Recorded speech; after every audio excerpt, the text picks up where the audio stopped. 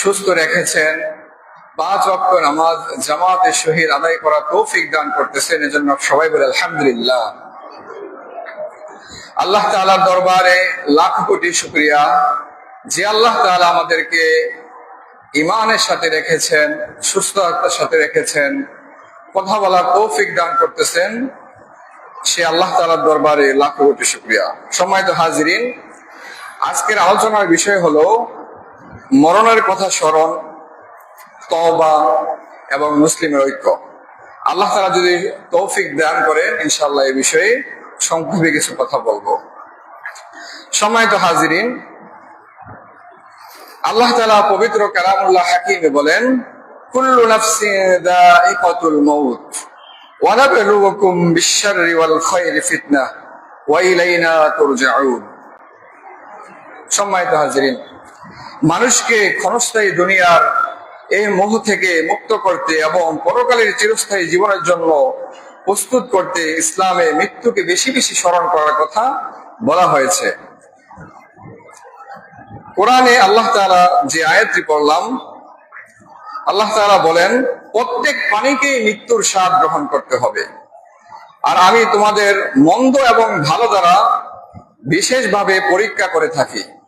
কুল্লু নাফসিন যায়িকাতুল মাউত, প্রতিটি প্রাণী এই মৃত্যুর স্বাদ গ্রহণ করতে হবে। ওয়া নাবলুকুম, এবং আমি পরীক্ষা করে থাকি, বিশ-শাররি মন্দ, ওয়াল খায়রি এবং কল্যাণ দ্বারা অকল্যাণ দ্বারা, ফিতনাহ তোমাদেরকে পরীক্ষা করে থাকি। ওয়া ইলাইনা তুরজাউন, এবং তোমরা আমার কাছেই ফিরে আসতে হবে। ওয়া ইলাইনা তুরজাউন, তোমাদেরকে প্রত্যাবর্তন করতেই হবে, আমারই কাছে ফিরে আসতে হবে। এই আয়াতটি আমাদের মনে করিয়ে দেয় যে দুনিয়াতে আমরা যে সুখ বা মন্দের মুখোমুখি হই তা আসলে আমাদের পরীক্ষার জন্য। চূড়ান্ত গন্তব্য স্থল হলো আল্লাহ তাআলার কাছে। সম্মানিত হাজিরিন, এই মৃত্যু, কুল্লু নাফসিন যায়িকাতুল মাউত, এই মৃত্যু কখন আসবে এটার কোনো ঠিক ঠিকানা নাই। যারা 30 বছর পেয়েছেন, 40 বছর পেয়েছেন, 50 বছর, 60 বছর, তাদের তাকদীর এতদূর ছিল, এই জন্য এতদূর পর্যন্ত বাঁচতে পেরেছেন।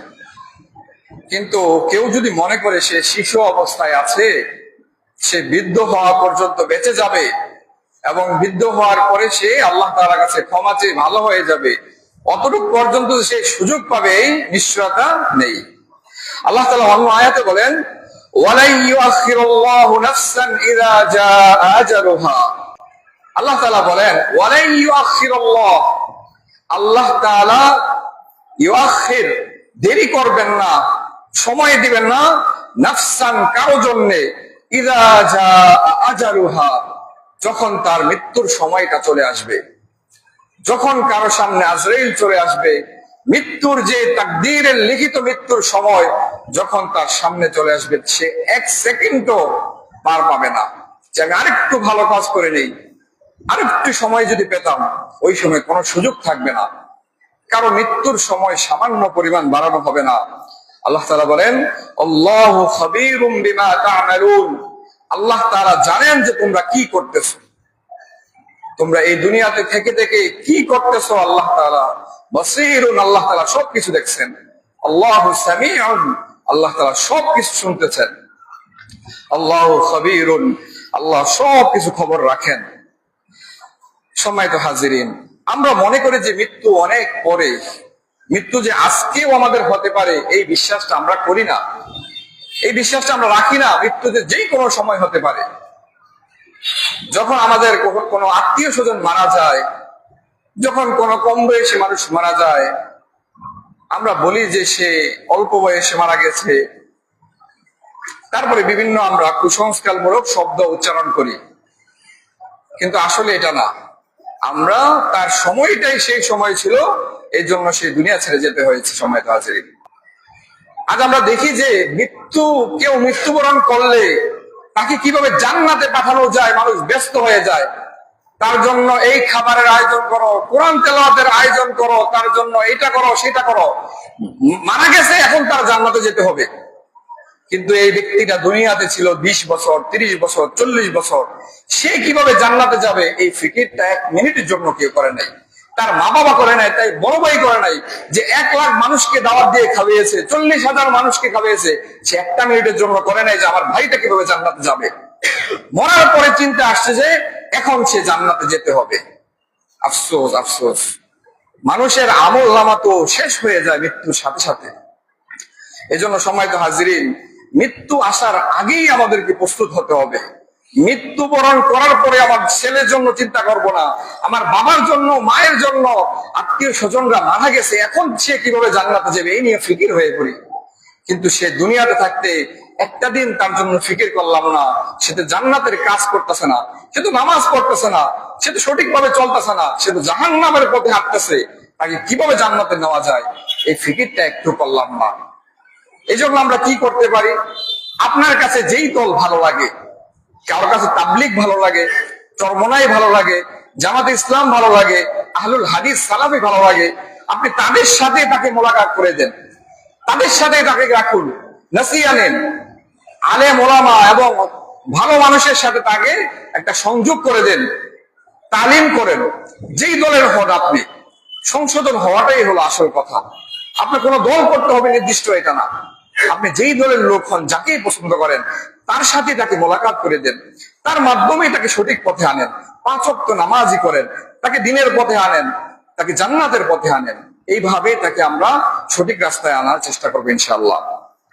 সম্মানিত হাজিরিন, তারপরে আল্লাহ তাআলা অন্য আয়াতে বলেন যে মৃত্যু এমন একটা জিনিস যেটা সবাই এটা স্বাদ গ্রহণ করতে হবে, এবং মৃত্যু এমন একটা জিনিস যেটা একটা সেকেন্ডও দেরি হবে না। 2টা আয়াত দিয়ে আমরা বুঝতে পারলাম। তারপরে আল্লাহ তাআলা বলতেছেন মৃত্যু এমন একটা জিনিস, এমন একটা নির্ধারিত বিষয় যেটা থেকে পলায়ন করে বাঁচার কোনো সুযোগ নেই। আল্লাহ তাআলা পবিত্র কালামুল হাকিম বলেন, আইনামা তাকুনু ইউদরিকুমুল মাউত ওয়ালাউ কুনতুম ফি বুরুজিম মুশাইয়াদা। আল্লাহ তাআলা বলেন, আইনামা তাকুনু, তোমরা যেখানেই থাকো না কেন, সপ্তম আসমানে থাকো না কেন, গভীর নদীর নিচে, সমুদ্রের নিচে থাকো না কেন, যেখানেই থাকো না কেন, আইনামা তাকুনু ইউদরিকুমুল মাউত, মৃত্যু তোমাদেরকে পাকড়াও করবেই করবে, মৃত্যু তোমাকে ধরেই ফেলবে, মৃত্যু থেকে বাঁচার কোনো সুযোগ নেই। ওয়ালাউ কুনতুম ফি বুরুজিম মুশাইয়াদা, এমনকি তোমরা সুউচ্চ সুদৃঢ় দুর্গের মধ্যে, যেটা বুলেট প্রুফ বিভিন্ন ট্যাঙ্ক হয়ে থাকে, বুলেট প্রুফ গাড়ি হয়ে থাকে, বিভিন্ন ভাবে এমন সুদৃঢ় সুউচ্চ দুর্গের মধ্যে হবে তোমরা পালায়ন করো, তখনও মৃত্যু তোমাকে পাকড়াও করবে। এজন্য মৃত্যু থেকে পালায়ন করে বাঁচার কোনো সুযোগ নেই। মৃত্যুটা মেনে নিতেই হবে যে আমরা মারা যেতে হবে, এই দুনিয়াতে আসছি, এই দুনিয়া ছেড়ে যেতেই হবে। দুনিয়া স্থায়ী জায়গা না, আখিরাতটাই স্থায়ী জায়গা, চিরস্থায়ী জায়গা, যেটার কোনো শেষ নেই। দুনিয়াতে আমরা আসছি, এটা একদিন শেষ আছে, কিন্তু আখিরাত এমন একটা জায়গা যেটার কোনো শেষ নেই, শেষ নেই। যদি কেউ ভালো কাজ করে যেতে পারে, জান্নাতি হয়ে যেতে পারে, তার জন্য সারা জীবন হবে নেয়ামত আর জান্নাতের জীবন। আর আফসোস, কেউ যদি জান্নাতি হতে পারলো না, জাহান্নামী হয়ে মৃত্যুবরণ করলো, চিরস্থায়ী জিন্দেগি সে জাহান্নামে ভোগ করতে হবে, কঠিন শাস্তির মাঝে, যে শাস্তি শেষ হবার না। এজন্য আফসোস, যারা জাহান্নামের পথে হাঁটতেছি, জান্নাতকে নিয়ে ভাবি না, জান্নাতের পথে কিভাবে আসা যায় এটা নিয়ে ভাবি না, আফসোস আমাদের জন্য। সম্মানিত হাজিরিন, দুনিয়া আজ এমন এক পর্যায়ে চলে এসেছে, মানুষ চাইলেও ভালো কাজ করতে পারে না। ইন্টারনেট, মোবাইল গুনাহগুলোকে এত সহজ করে দিয়েছে, মানুষ চাইলেও ভালো কাজে থাকতে পারে না। সেই মাত্র ভালো নসিহত শুনে গেল, বাড়ির যেয়ে সে আবার তার মোবাইল করলো, স্ক্রল করলো, গুনাহ তার সামনে চলে আসলো, বিভিন্ন ভিডিও চলে আসলো, নাচ গান চলে আসলো, এটা সেটা চলে আসলো, সে ভালো দিকে থাকতে পারে না। হাদিসে আসে, শেষ জামানায় ইমানটা হাতে রাখা আগুনের কঙ্কর গুরু হাতে রাখার মতো কঠিন হয়ে যাবে। ঠিক এমন অবস্থায় আমরা পরিণত হয়েছিলাম। সম্মানিত হাজিরিন, এর মানে কি, আমরা কঠিন এক জামানায় আছি এখন, যে জামানায় গুনাহ থেকে বাঁচা খুবই কঠিন, খুবই কঠিন। আগের সময় মানুষ মোবাইল এত সহজ ছিল না, চাইলে গুনাহ করতে পারতো না, তার অনেক ভেবে চিন্তে, অনেক কৌশল করে গুনাহ করতে হতো। কিন্তু এখন গুনাহ একবারে সহজ, হাতের নাগালে চলে আসছে, আপনি যা ইচ্ছে তা করতে পারেন, গুনাহ করতে পারেন। এজন্য সম্মানিত হাজিরিন, গুনাহ যেহেতু কঠিন হয়ে গেছে, আমাদের বাঁচার উপায় কি? বাঁচার উপায় হলো নিজেকে গুনাহগার হিসেবে ধাবিত করবেন না, নিজেকে এমন বানিয়ে নেবেন না, না আমি গুনাহ করতেই থাকবো। না না, আপনার দ্বারা ভুল হয়ে গেছে, এই গুনাহটা হয়ে গেছে, আবার ফিরে আসুন রবের কাছে, আবার তওবা করুন, আবার আসর নামাজে চলে আসুন, আবার ইস্তেগফার করুন। আল্লাহ তুমি আমাকে বাঁচিয়ে রাখো, তুমি আমাকে গুনাহ থেকে বিরত থাকার তৌফিক দাও, এমন আমার জীবনটাকে গঠন করার তৌফিক দাও যেন গুনাহ থেকে বাঁচতে পারি, এমন আমার কর্ম জীবনটা করে দাও, এমন সাথী সঙ্গী করে দাও যারা ছেড়ে থাকলে আমি দিনের পথে একটু কোথাও থাকতে পারি, গুনাহ থেকে বেঁচে থাকতে পারি। বারবার ফিরে আসতে হবে, বারবার তওবা করতে হবে, বারবার ভালো হওয়ার জন্য আল্লাহর কাছে দোয়া করতে হবে। এভাবে যদি করতে করতে পার পাইতে পারে, আল্লাহ তাআলা মাফ করার মালিক। কিন্তু যদি আমরা গুনাহ করতেছি তো করতেছি, করতে করতে এমন অবস্থায় মৃত্যুবরণ করলাম, আমাদের অবস্থা কিন্তু কঠিন, অবস্থা কঠিন হবে। কবরের থেকে শুরু হবে আমাদের আযাব। কবর যখন আমাদেরকে, এই গুনাহগার মানুষ কবরে যাবে, তখন কবরের দুই পাশ চতুর্পাশ তাকে এমন ভাবে চাপ দিবে, তার সবকিছু চূর্ণপূর্ণ হয়ে যাবে। তারপর জাহান্নামে আছে কঠিন আযাব। জাহান্নামের ভিতরে এমন এমন ফল থাকবে, এমন গরম পানি থাকবে, যে ফলগুলো হবে কাঁটাযুক্ত ফল, যেটা মুখে দেওয়া হবে তাকে, তার গলা দিয়ে যাবে না, কাঁটাগুলো বের হয়ে যাবে। তখন তাকে বলা হবে তুমি এটা খাও খাও, এই কঠিন এক কাঁটাযুক্ত ফল তাকে খাইতে দেওয়া হবে। তারপরে পুজ, গরম পানি, ময়লা আবর্জনা তাকে তাকে খাওয়াতে দেওয়া হবে, এমন আবর্জনা পানি যেগুলো তার গলা, এগুলো সেই গলাগুলো ছিলে ছিলে সেই গলার থেকে পানিগুলো পড়তে থাকবে, এমন কঠিন আযাব হবে। সম্মানিত হাজিরিন, মৃত্যুর পরের জীবন কারোর জন্য নিয়ামত, কারোর জন্য কঠিন জীবন। যারা এই দুনিয়াতে তার আখিরাতকে চিনতে পারলো, আখিরাতের জন্য সামান্য সময় ভাবতে পারলো, তার জন্য আখিরাত সুন্দর।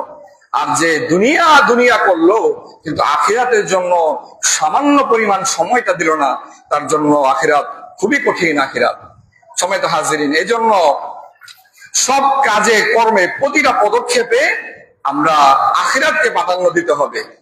সম্মানিত হাজিরিন, আমরা যে মুসলিম হয়েছি, মুসলিম হওয়ার পরে 5 ওয়াক্ত নামাজ আমাদের উপর ফরজ হয়েছে। সর্বপ্রথম তো আমরা ঈমান এনেছি, ঈমান অনেকে আনেও নাই। এমন আছে যে অনেকে আমাদের এমন আছে যে একবার কালিমাটার অর্থ বুঝে আমরা পড়ি নাই, যে আশহাদু আল্লা ইলাহা ইল্লাল্লাহু ওয়াহদাহু লা শারীকা লাহ, কালিমা শাহাদাত, ওয়া আশহাদু আন্না মুহাম্মাদান আবদুহু ওয়া রাসূলুহু। এই কালিমাটার অর্থ ভেঙে ভেঙে অনুবাদ করে, তর্জমা করে, বুঝে শুনে আমরা একবারও পড়ি নাই। এমন অনেক মুসলমান আছে আমরা, যে কালিমাটা কি এটা একবার অনুধাবন করি না। আমরা যে মুসলিম হয়েছি, এক মুসলমান হওয়ার জন্য প্রথম যে ফরজ, সেটা হলো যে এই কালিমার উপর বিশ্বাস স্থাপন করতে হবে যে আল্লাহ তাআলা ছাড়া আর কোনো ইলাহ নেই, হযরত মুহাম্মদ সাল্লাল্লাহু আলাইহি সাল্লাম হলেন আল্লাহ তাআলার বান্দা এবং তার রাসূল। এই কথাগুলোকে অনুধাবন করতে হবে ভালোভাবে জেনে বুঝে। শুধুমাত্র আরবি বললাম যে লা ইলাহা ইল্লাল্লাহ মুহাম্মাদুর রাসূলুল্লাহ, আমরা মুসলমান হয়ে গেলাম, এটা না। আমরা এই কালিমার অর্থ কি, এটা দ্বারা কি বোঝাচ্ছে, যে লা ইলাহা ইল্লাল্লাহ, যে আল্লাহ তাআলা ছাড়া আর কোনো ইলাহ নেই, আল্লাহ তাআলা ছাড়া আর কোনো মাবুদ নেই, আল্লাহ তাআলা ছাড়া আর কোনো সৃষ্টিকর্তা নেই, রিজিকদাতা নেই, খালেক নেই, মালিক নেই, এবং আল্লাহ তাআলা ছাড়া এই দুনিয়াতে রাজত্ব, আল্লাহ তাআলা ছাড়া যার শাসন কায়েম হবে, আল্লাহ তাআলা ছাড়া আর কেউ নেই। নিজের জীবনে পারিবারিক ভাবে, রাষ্ট্রীয় ভাবে, সামাজিক ভাবে প্রতিটি ক্ষেত্রে কার বিধান চলবে? আল্লাহ তাআলার বিধান চলবে। সম্মানিত হাজিরিন, আমরা মুসলিম হয়েছি, আমরা শুধু মনে করি যে আমাদের জীবনটা 5 ওয়াক্ত নামাজের ভিতরে সীমাবদ্ধ। এটা কিন্তু শুধুমাত্র 5 ওয়াক্ত নামাজই ইসলাম না। এই 5 ওয়াক্ত নামাজের বাহিরেও আমাদের জন্য, আমাদের প্রতিটা পদক্ষেপে আমাদের জন্য ইসলাম রয়েছে। সম্মানিত হাজিরিন, আমরা যে বাজার ঘাট করি, বেচা কেনা করি, চাকরি বাকরি করি, প্রতিটা জায়গায় আমাদের জন্য ইসলামিক শিক্ষা রয়েছে। আমরা বেচা কেনার সময় ওজনে কম দেওয়া যাবে না, প্রতারণা করা যাবে না, মিথ্যা কথা বলা যাবে না, মানুষকে ঠকিয়ে ব্যবসা করা যাবে না। চাকরি করার সময় চাকরিতে ফাঁকি দিয়ে, তার বসকে ঠকিয়ে কোম্পানিকে বিপদে ফেলে ওই চাকরি করা যাবে না। প্রতিটা পদক্ষেপে ধোঁকার আশ্রয় নেওয়া যাবে না, মিথ্যার আশ্রয় নেওয়া যাবে না। তখনই আপনার ভিতরে ইসলামটা থাকবে, যখনই আপনি ইসলাম অনুযায়ী নিজের জীবনটাকে পরিচালনা করবেন। ঠিক এমনই ভাবে আপনার ব্যক্তিগত জীবন বলতে আপনার শরীরের একবারে মাথা থেকে শুরু করে পা পর্যন্ত ইসলাম থাকতে হবে। ইসলামের কি কি থাকবে? এক নম্বরে আসেন, আমরা চুল নিয়ে অনেক বাড়াবাড়ি করি। অনেকে চুলের সুন্নাত তরিকা কি? চুলের সুন্নাত তরিকা হলো তিনটা। রাসূল সাল্লাল্লাহু আলাইহি ওয়াসাল্লাম তিন ভাবে বড় চুল রাখতেন, যে সুন্নতটা আমাদের এখানে কারোর মধ্যে নেই। তো ওই সুন্নতটা আবার ওইরকম আবশ্যকীয় না, ওই সুন্নতটা পালন করলে বেশি সওয়াব হবে, কোনো কিছু নেই। ওইটা আদত, আরব জাতির আদত, এবং ওই রাসূল সাল্লাল্লাহু আলাইহি ওয়াসাল্লাম সাহাবায়ে কেরাম সহ সবাই ওইভাবেই রাখতেন। যেমন বিভিন্ন জায়গার লেবাস থাকে, বাংলাদেশের পোশাক একরকম, সৌদি আরবের পোশাক একরকম, অন্যান্য দেশের পোশাক ঠিক এমনই ভাবে তাদের চুলের অবস্থা ছিল। কেউ রাখতেন কান বরাবর, গাড় বরাবর, কাঁধ বরাবর, এমনই ভাবে বড় চুল রাখতেন। এটাই ছিল সুন্নত। কেউ যদি রাসূল সাল্লাল্লাহু আলাইহি ওয়াসাল্লামের চুলের সুন্নত খোঁজে, তাহলে তার জন্য সুন্নত হলো এটা। আমরা যেটা বলি যে চুল ছোট রাখা, এটা কিন্তু সুন্নত না, এটা হলো জায়েজ, এটা কেউ করতে পারে। আর মাকরুহ বা হারাম কোনটা? আমরা যদি খেয়াল করি যে নায়ক আছে, বিভিন্ন ফুটবলার আছে, প্লেয়ার আছে, তারা যেইভাবে এদিকে একটু কামিয়ে এদিকে একটু বড় করে খাড়া করে এইরকম ভাবে রাখা, এটা হলো মাকরুহ বা হারাম। ওই রকম ভাবে রাখা যাবে না। এছাড়া আপনার জন্য যেভাবে ভালো হয়, ছোট মিডিয়াম আপনি যেভাবে রাখেন, সেটা হবে জায়েজ। আর যদি সুন্নত খুঁজতে চান, তাহলে বড় বড় চুল। আমরা অনেকে আবার মনে করি যে অনেক ভান্ডারীরা বড় চুল রাখে, অনেক রেজবিরা বড় চুল রাখে। তারা রাখে সুন্নত অনুযায়ী রাখে, ওই চুলের কারণে তাকে ভান্ডারী বলা যাবে না, ওই বড় চুলের কারণে তাকে রেজবি বা অনেক কটাক্ষ করে কথা বলা যাবে না, কারণ চুলটা ঠিকই সুন্নত অনুযায়ী সে রাখছে। কিন্তু আমরা জানি না দেখে এখন যেটা সুন্নত এটাকে ভান্ডারী বলি, যেটা সুন্নত এটাকে বন্ডা বলি, কারণ আমরা জানি না। এই জন্য তার কর্মের কারণে সে ভণ্ড, সে তার বিভিন্ন আকীদার কারণে সে মনে করে যে রাসূল সাল্লাল্লাহু আলাইহি সাল্লাম হাজির নাজির, তিনি উপস্থিত হয়, এটা মনে করা শিরক। কারণ আল্লাহ তাআলা হলেন গায়েবের মালিক, তিনি সকল কিছুর ক্ষমতাবান, তিনি সবকিছু করতে পারেন। হাজির এবং নাজির হলেন আল্লাহ তাআলা, কিন্তু আল্লাহ তাআলা ছাড়া আর কেউ হাজির নাজিরের সেই ক্ষমতা রাখে না। এছাড়াও আরো অসংখ্য আকীদার বিষয় আছে, যে বিষয়গুলোর কারণে অনেকে তারা মাজারে সেজদা করে থাকে, বিভিন্ন কারণে তাদেরকে ভণ্ড বা ভ্রান্ত বলা হয়ে থাকে।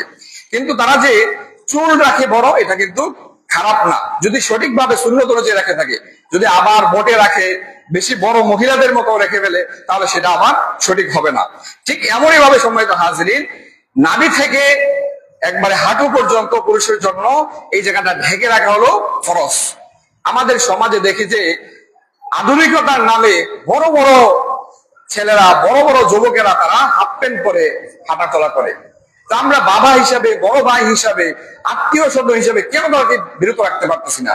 একটা ফরজ ইবাদত সে তো অঙ্গন করতেছে, সে নামাজ পড়ে না, সে হজ করে না, জাকাত দেয় না, এটা করে না, সেটা করে না। এটা হলো যে সে করে না, আরেকটা হলো যে সে পাপ করতেছে, গুনাহগার করতেছে, নিজেও গুনাহগার হচ্ছে, আরেকজনকেও গুনাহগার করছে। এজন্য সম্মানিত হাজিরিন, আমাদের আত্মীয় স্বজনের ভিতরে, ফ্যামিলির ভিতরে যারা এই ফরজ বিধানটা প্রয়োগ করে, যে নাভি থেকে হাঁটু পর্যন্ত যে ফরজ, এটা যেন কেউ প্রয়োগ না করে, এই জিনিসটা খেয়াল রাখবেন। আপনি বলতে হবে না যে পাগড়ি পরে চলেন, আপনাকে বলতে হইতেছে না যে আপনি জুব্বা পরেন, ঢোলার কাপড় পরে, সুন্নত এটা, কিন্তু আপনি নিজের ফরজটা বাঁচান। এই নাভি থেকে হাঁটু পর্যন্ত এতটুকু কমপক্ষে ঢাকা রাখেন, ফরজটা বাঁচিয়ে চলেন। আমাদের আত্মীয় স্বজনদের ভিতরে যারা এই কাজটা করে, সবাই খেয়াল রাখবেন এই ফরজটা যেন তারা তরক না করে। সম্মানিত হাজিরিন, আবার দেখা যায় যে টাকনুর নিচে কেউ যদি অহংকারের সাথে ইচ্ছাকৃত ভাবে অবহেলা করে, টাকনুর নিচে অনেকে দেখা যায় লুঙ্গি পরে, চেন পরে ইচ্ছাকৃত ভাবে। তো যারা জেনে বুঝে হারাম জেনে করছে, তারা কিন্তু গুনাহ হবে। এই জন্য এই হারাম কাজগুলো থেকে আমাদেরকে বেঁচে থাকতে হবে। এটা হলো আমার জীবনের, আমার শরীরের গঠন, শরীরকে কিভাবে ইসলামিক ভাবে গঠন করব।